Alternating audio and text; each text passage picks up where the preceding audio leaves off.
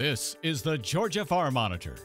Since 1966, your source for state and national agribusiness news, and features for farmers and consumers about Georgia's #1 industry, agriculture. The Georgia Farm Monitor is produced by the state's largest general farm organization, the Georgia Farm Bureau. Now, here are your hosts, Ray DeLessio and Kenny Bergamy. Hi there, how are you? Come on in. If you're looking for the latest ag news and features from Georgia, then you have come to the right place. This is the Farm Monitor.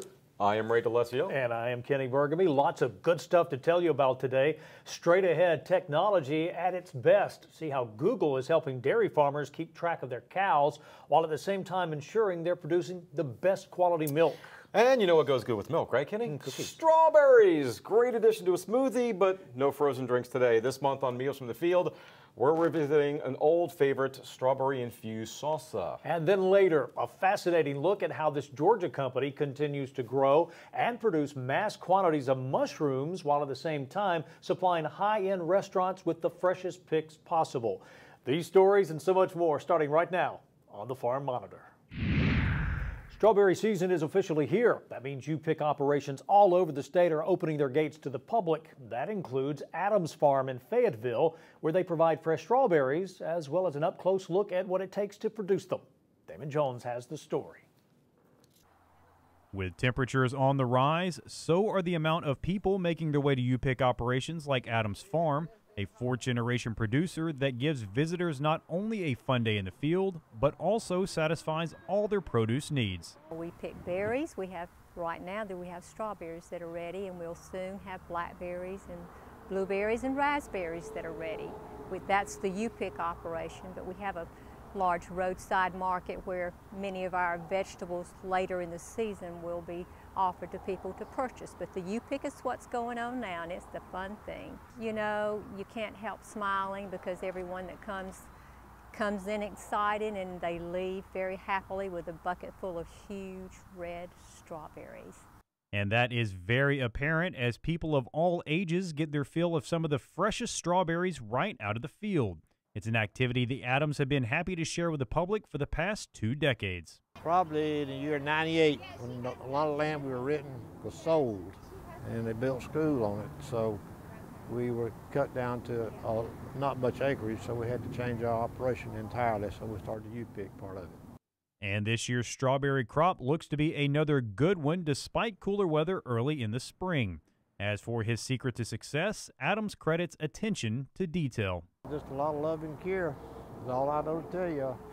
They on a regular fertilizer program, and we just look after them. We set up a lot of nights protecting them from when it got cold, freeze protecting, and and fertilizer and everything else that goes along with it.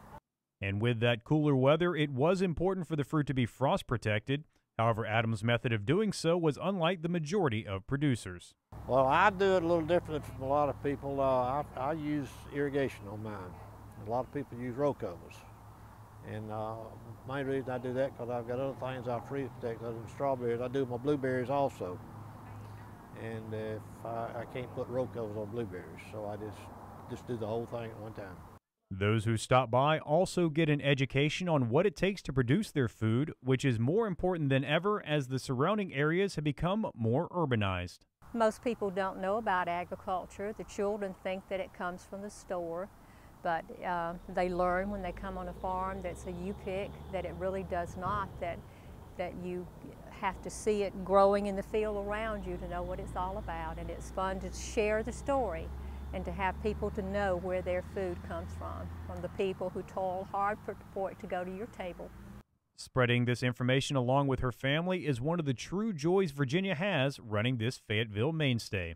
The fact that I'm able to work with my family, my daughter is a part of our business and my husband, and it gives me great pride to be able to say that we are fourth-generation farmers, and it's going to be passed down to the next farmer who will take it over. That makes me proud.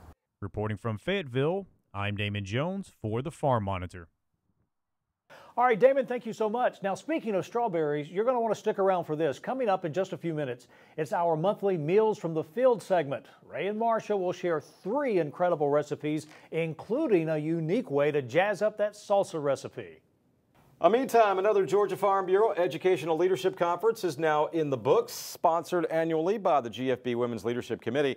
The purpose of the conference is to promote agriculture through education and to expand participation in all phases of ag in hopes of building leadership and achieve a more effective organization.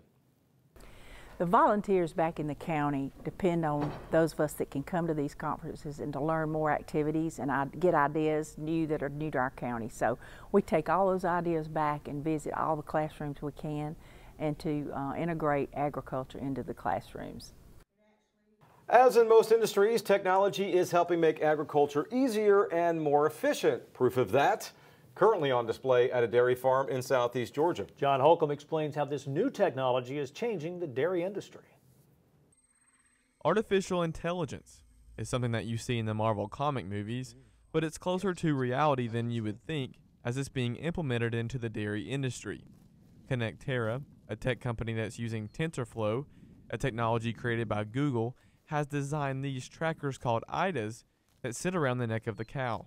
With this collar we can measure the behaviors of the cow, so we know whether she's standing or laying, eating, rumination, drinking, walking, all the standard behaviors of the cow. While the cow is wearing the collar, the tracker collects data that can provide insights on the health, heat stress, feeding, efficiency, and estrus of the cow.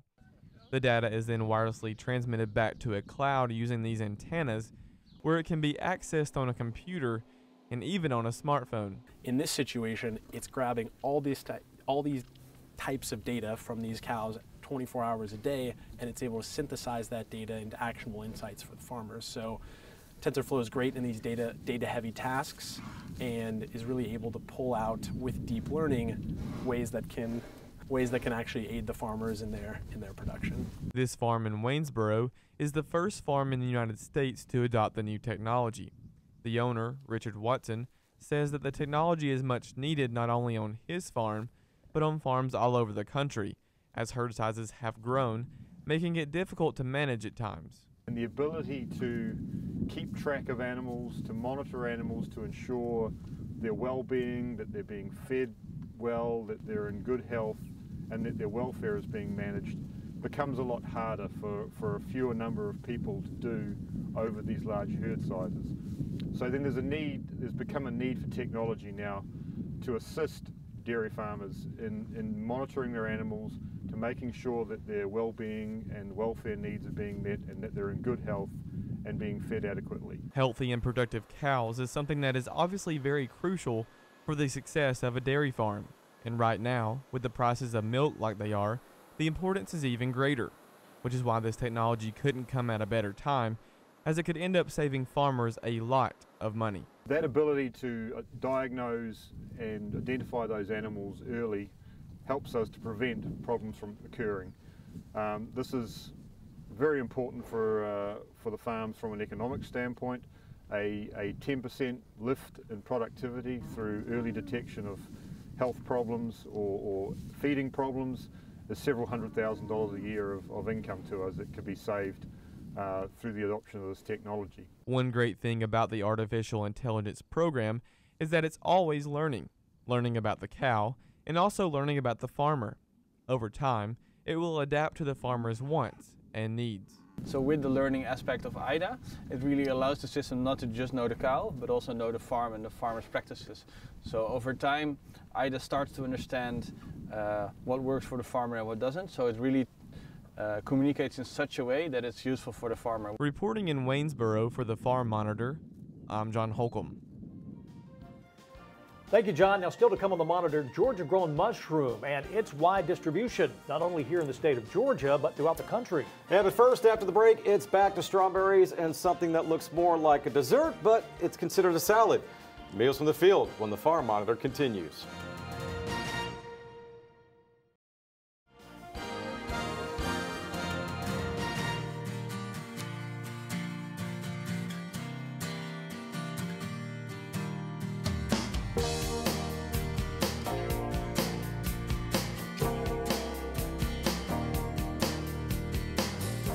Well, since we last left you, many things have happened. Of course, spring arrived, and that means people throughout the state of Georgia are heading to the local U-Pick operations and picking up some fresh, locally grown strawberries, one of the many precious commodities here in Georgia that is now in season.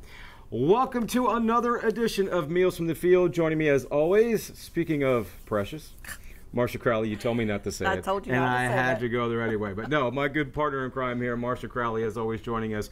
And today, kind of a little throwback. It is. One of the very first recipes you and I did together. 5 years ago. 5 years ago. That's how long you've been putting up with me. Good team, though. I got to say, It's a good good team. team. So we're revisiting, and this was a pretty popular recipe with a lot of our viewers popular, as well. So yes. let's talk about what we have. And this is our 53rd episode. Oh my gosh. Most shows would be giving away a free car or something, right? And most co-hosts only last 10 episodes with me, and That's she's lasted right. 5 years. All right, this is 2 cups of chopped fresh Georgia strawberries. Okay. A cup of grape tomatoes, and I do remember this being very popular. It still is. Grape tomatoes, chopped. A half a cup of Vidalia onion or chopped green onion, whichever you prefer. And again, this is your salsa recipe, It's a correct? salsa, Right. yeah, strawberry salsa, I'm sorry. Then we've got 2 tablespoons of chopped fresh jalapeno pepper. You could leave this out or substitute green pepper, but it's really not hot at all, because I don't like hot things. We've got a teaspoon of lemon zest and 2 teaspoons of lemon juice, fresh. And this is really good with with chips. 2 tablespoons of fresh cilantro. You're going to laugh. You know what else it's really good with? What? If you want to go the vegan route or vegetarian route, you take, like a fajita wrap or whatever, and you put it in there. Oh, yeah. And I've done that before. And this is really good on top of a salad as well. Really good. 2 tablespoons of balsamic vinegar and salt and pepper to taste. Now, like you said, this is very versatile. You can serve it with just about anything. Okay. But we are going to serve it today with a pork tenderloin.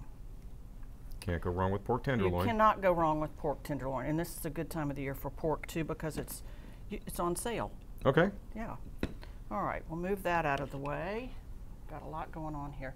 This is my go-to marinade.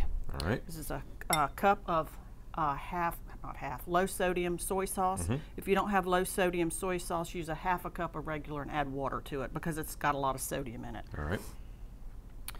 Teaspoon of lemon juice. And this is 2 tablespoons of tarragon, basil, and a little bit of garlic. That's it. You stir that up. And you're going to marinate this pork overnight, 8 hours to overnight. And I am obsessed with marinating in a bag because you can flip it when you want Makes to. it a lot easier. You don't have to clean up. Like I said, this is let's see if I can do this without spilling, my go-to marinade recipe. It's good grilled, it's good baked. I happen to cook the one we're having today in one of those cooking bags. All right. And that only takes like 45 minutes.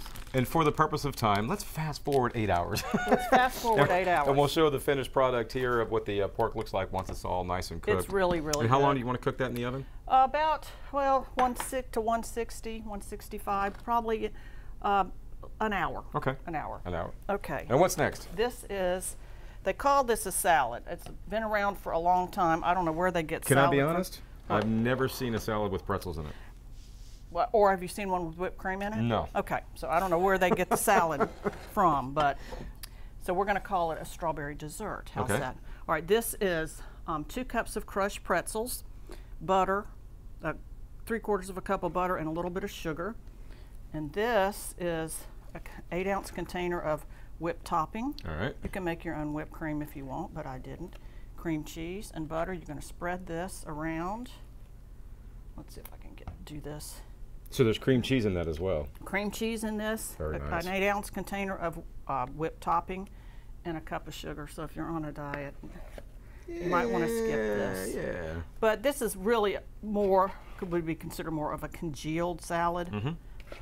Really good to take on a tailgate or a family function, potluck, and it is so good. It tastes like cheesecake.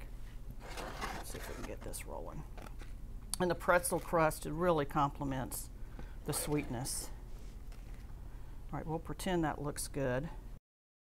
I think it looks great. You think it looks great? Okay, that's good enough. All right, then we're going to add, this is a 6-ounce package of strawberry gelatin. And you make it, you don't make it according to package directions. You dissolve the 6-ounce package in 2 cups of boiling water. You don't add the cold water to it.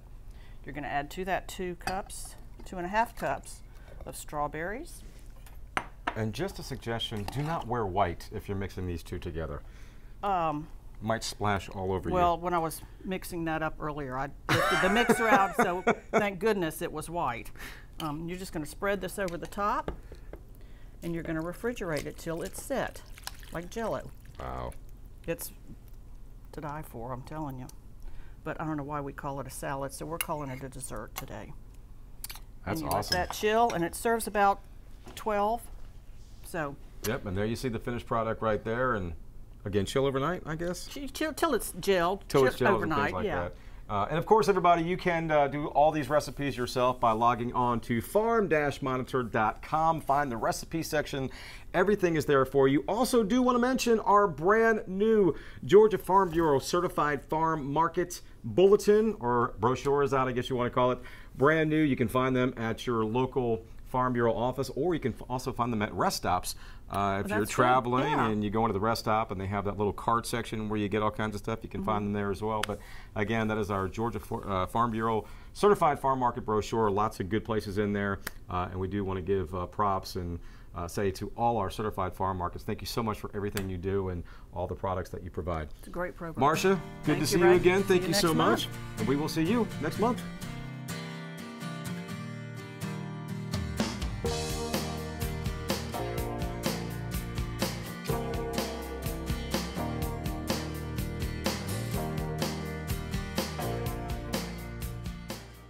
Ray and Marcia, great stuff as always. Now, when we come back, the unique and painstaking steps this Georgia company takes to meet the demand for fresh, locally grown mushrooms. A trip to Noonan, Georgia, when the Farm Monitor continues.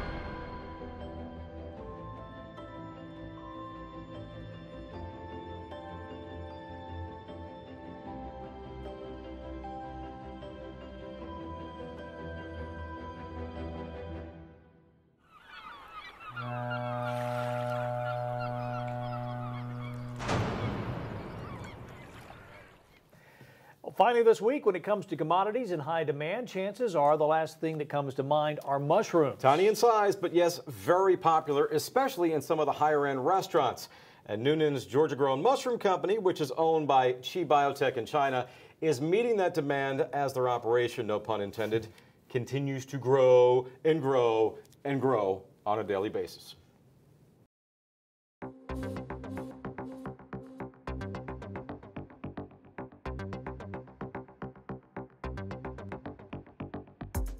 Over 3 years ago, I came down here to visit a friend that owned a nursery, and he introduced me to his business partners where we were starting to grow mushrooms. They started out with 2 greenhouses, maybe 500 pounds a month, and now we've grown 3 years later into picking 150,000 pounds a month. Every day it starts out in the process of coming in and harvesting the larger mushrooms off the logs out of the greenhouses. This greenhouse right here has over 12,000 logs in it, and I have 21 greenhouses. It's a very labor-intensive process. Everything's done by hand, sorted by hand, packaged by hand, and shipped around the country, mainly here in Georgia to major food service companies. A little bit overwhelming to begin with. Again, you never know that something like this exists in this area, and then you get a tour and walk around here. It's something else. They supply us with all of our shiitake and our oyster mushrooms. They're locally grown. We've got trucks that are out in the area. We come by, pick them up from here and take it back to our warehouse and distribute them all across Georgia. We've got all the customers from Buckhead, Atlanta, a lot of the hotels, the larger hotels, and even down to your smaller mom and pops who want that farm to table, that locally grown items. I met Scott 3 or 4 years ago, actually. It came out here and it's grown up quite a bit. And when you think about local farms, you don't really think about this, like shiitake and oyster mushrooms, like super fresh. And all my customers, they buy from me because they know it's going to be the freshest thing possible. I turn them on to Scott because I know it's going to be the freshest possible. I know he's picking these mushrooms right off the log. They're going in a box, they're going on my truck, and they're coming straight to your table.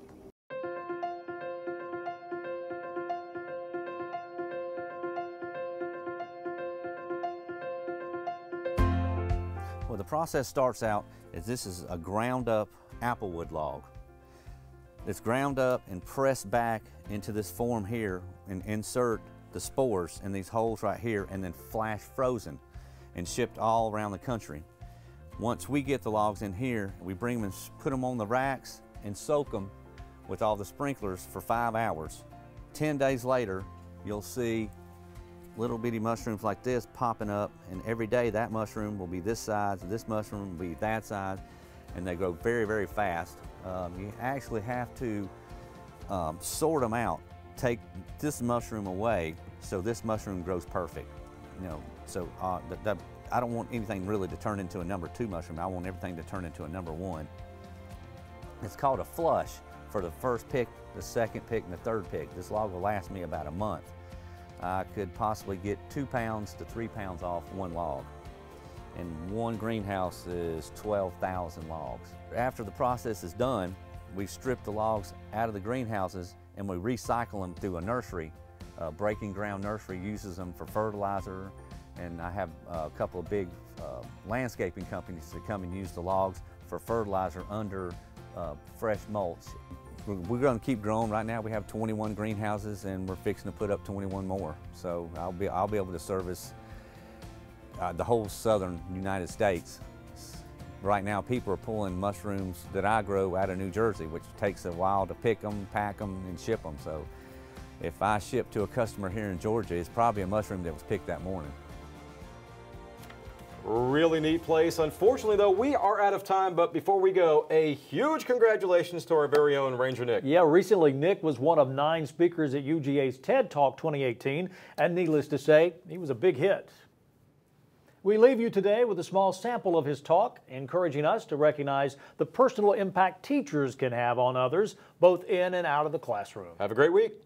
The first thing that I think great teachers do is they celebrate mistakes. Errors, things that happen that weren't planned, that we have a choice as an educator, whether to capitalize on this or ignore it. Bob Ross, that television artist that paints things on TV, calls them happy accidents. It's a happy accident we made here. Okay. In the education world, we call these things teachable moments. Just makes it sound better. You make a mistake, you call it a teachable